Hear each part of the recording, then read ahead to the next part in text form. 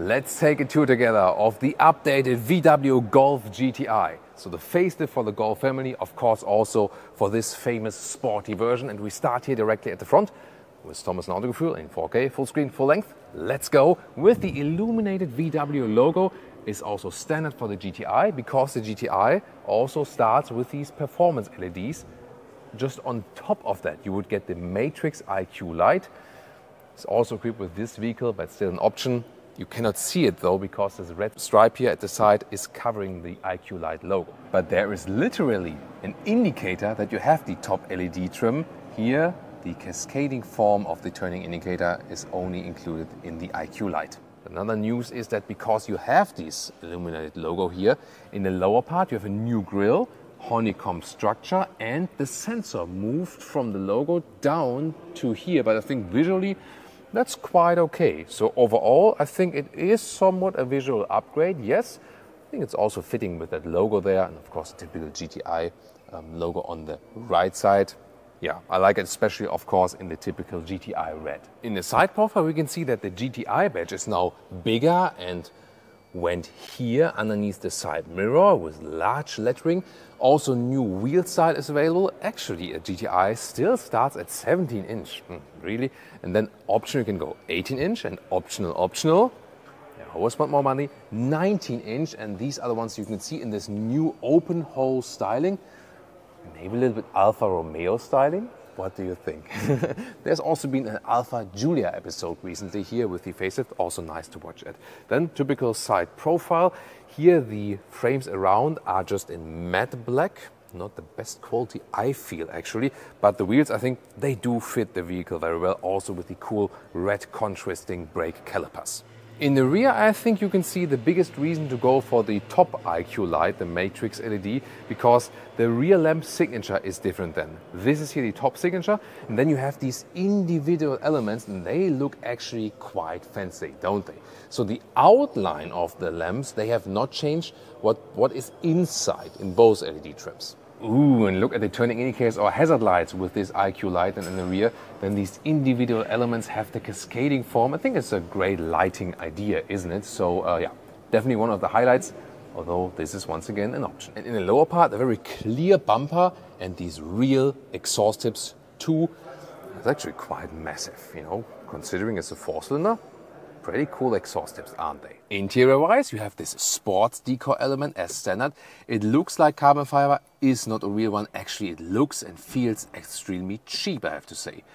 Maybe they thought the same because now with the facelift, you will be able to order real carbon fiber also for the GTI. We can show you that at a later stage. The GTI comes with these sports seats with integrated head restraints. This is here the optional animal skin pack. Better, more comfortable and more breathable would be just a standard one with fabric on the inside and some microfiber accentuations. The overall form is good, really good comfort, and also here... Sure. Sorry. Here's an overview of all the No, cancel.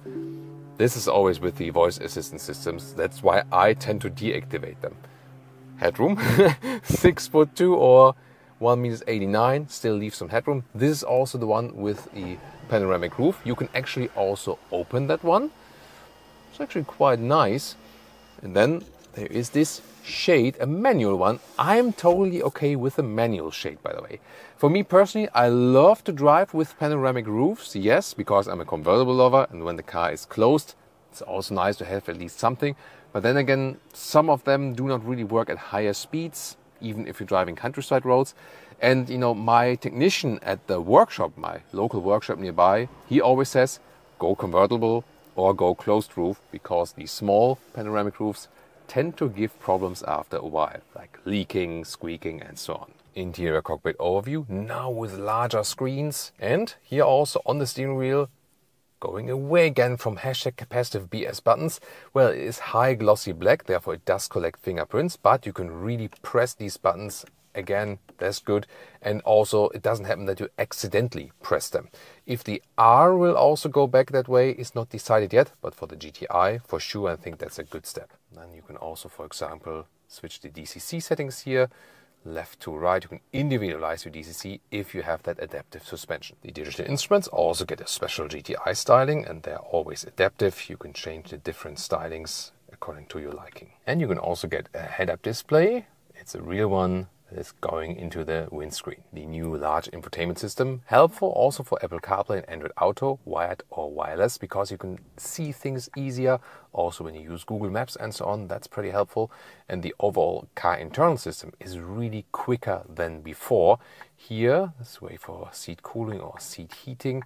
Then the climate unit is either here or then with these sliders. At least they are backlit now. Can't see it in daylight, but they are backlit. That's one step forward, even though a real climate unit would still be better. So this 13-inch screen is standard for style, R-Line, GTI, and of course also for the R. In the front there, two USB-C chargers, and then underneath here is the inductive charging pad that now is more powerful in the output, and also with these cooling vents against overheating. Since this generation, the 7-speed DSG has this small shifting lever. It cleans up everything, but also feeling less sporty, I feel. In the rear of a Golf hatch, not too much space for your legs actually when also a tall adult is driving, because these sport seats here, especially in the GTI, or if you have an R-Line or something, they're quite voluminous. Good for the front seats, not so good for the rear passengers, but the comfort itself is quite okay. Headroom still leaves some, also for tall adults. However, also in the rear, the animal skin material is way stiffer and you have less comfort. For accessing the trunk, it's always nice when you see the GTI badge and then you flip the logo right here and you have the typical Golf hatch trunk like this. Underneath, some sound system equipment, for example, also possible spare tire.